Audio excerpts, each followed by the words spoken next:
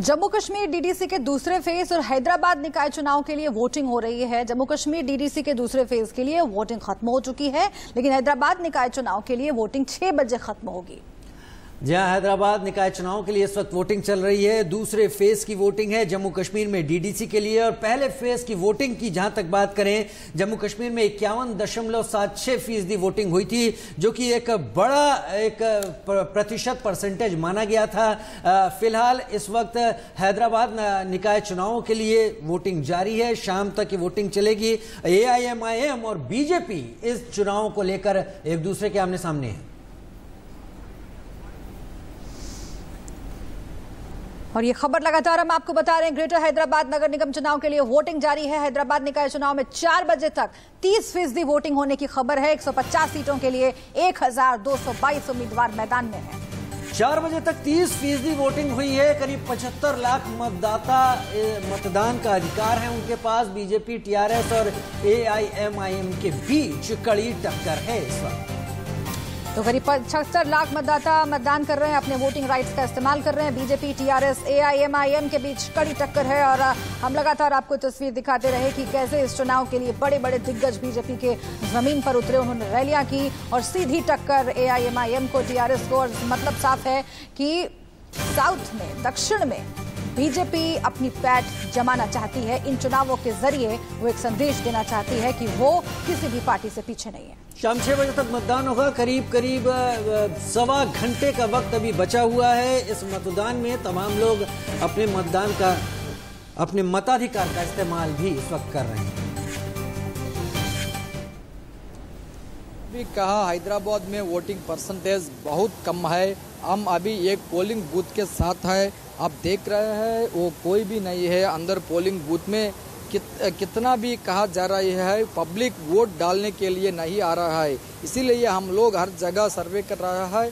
हर booth पर public बहुत कम है। ये बूथ पर 1-2 आदमी भी है। ग्रेटर हैदराबाद प्रचार के लिए बड़े नेता लोग आए थे, लेकिन वोटिंग नहीं बढ़ा। ज़्यादा जगह से देखा जा रहा है अपने पार्टी में योगा झगड़ा चल रहा है। पुलिस बंदोबस्त ज़्यादा रहते हुए भी पार्टी के कार्यकर्ताओं में झगड़ा नहीं रोका सकी पुलिस। ज़्यादा बड़े हाईफाई लोग भी वोट डालने की नहीं बाहर आ रहा है। आप देख रहे हैं राजेंद्र नगर में केवल 9.9%, कोंडापुर पूरा एजुकेटेड एरियाज में बहुत कम वोटिंग रिकॉर्ड हुआ है। अल्विन कॉलोनी में 3.85%, सोमाजी गुड़ा में 2.77%, अमीरपेट में 0.79% voting up to 3 PM record हुआ है।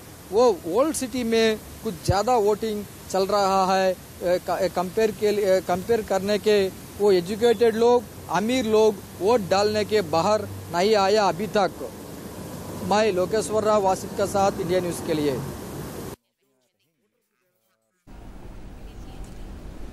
और केंद्रीय गृह राज्य मंत्री कृष्ण रेड्डी के साथ बातचीत की लोकेश ने।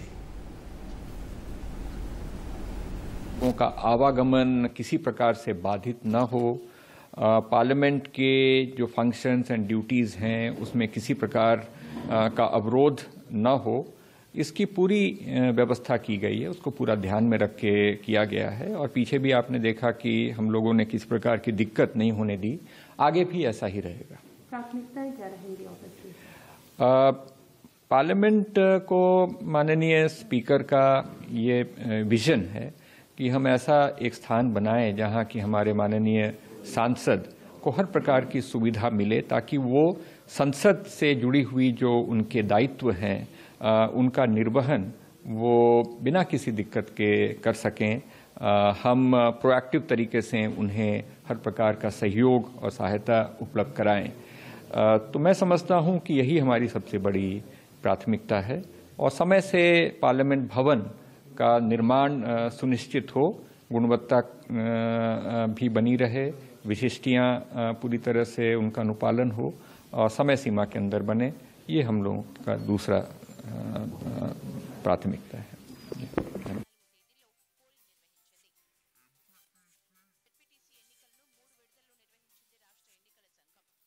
शहर में TRS के खिलाफ, मजलिस के खिलाफ भारतीय जनता पार्टी कार्यकर्ताओं के ऊपर अलग अलग अत्याचार किया है।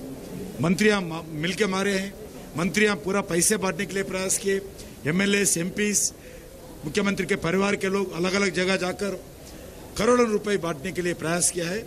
मगर मेरा को पूरा विश्वास है आज जो भारतीय जनता पार्टी ये करने के बाद भी अच्छे रिजल्ट्स भारतीय जनता पार्टी पक्ष में होगा।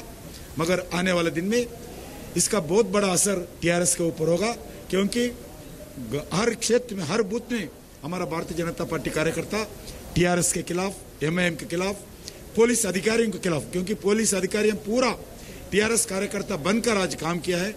कोई पुलिस ऑफिसर ऐसे नहीं थे, स्पेक्टेटर नाते टीआरएस के पक्ष में देखते थे।